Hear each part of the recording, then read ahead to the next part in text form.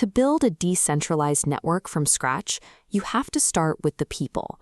Right now, this ecosystem relies entirely on everyday users running storage nodes manually on their personal laptops and home computers.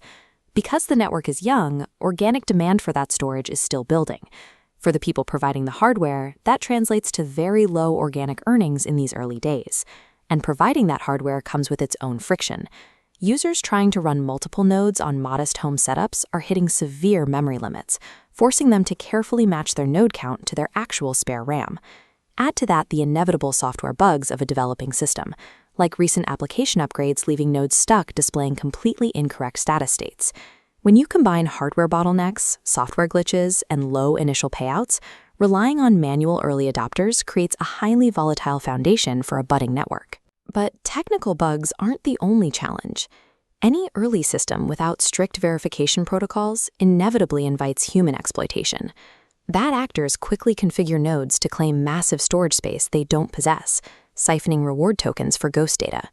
If caught dodging rules, exploiters simply abandon their identity, wipe their signature, and spin up a new profile to resume siphoning fees. If a decentralized system allows bad actors to drain its value without consequence, it will collapse. Securing this quiet, foundational plumbing has to happen before the network can handle mass adoption. That stabilization process starts with the software itself. This week, new desktop and command line interface updates are rolling out to clear the initial friction. These patches eliminate the resource leaks causing high memory usage, fix specific file download failures, and provide a stable .deb package workaround for Linux users experiencing issues on the newest Ubuntu releases. With the immediate bugs cleared, the focus shifts to the economic roles. Incoming challenges now force nodes to mathematically verify exact data blocks they hold.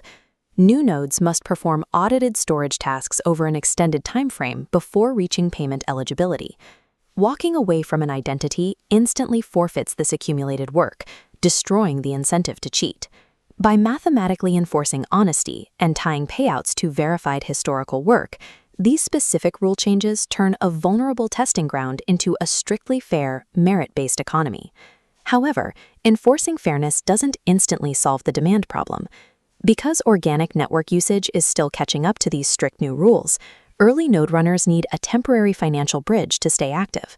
To ensure these early supporters are compensated fairly for providing storage today, a new node running incentive program is being deployed, built directly on the lessons learned from previous token emission models. And we are already seeing the physical proof that this stabilized foundation is working. Everyday data uploads across the network are currently scaling upward quickly and cleanly, without errors. That back-end stability recently enabled a major milestone. A complete end-to-end payment, file upload, and download was executed entirely from a mobile phone. Executing a complex, decentralized transaction on a standard smartphone proves that the heavy, quiet plumbing of the back-end can successfully support a seamless, consumer-friendly experience on the front end. But the reality is, actively managing manual nodes, monitoring RAM limits, and calibrating incentive programs is not the final goal.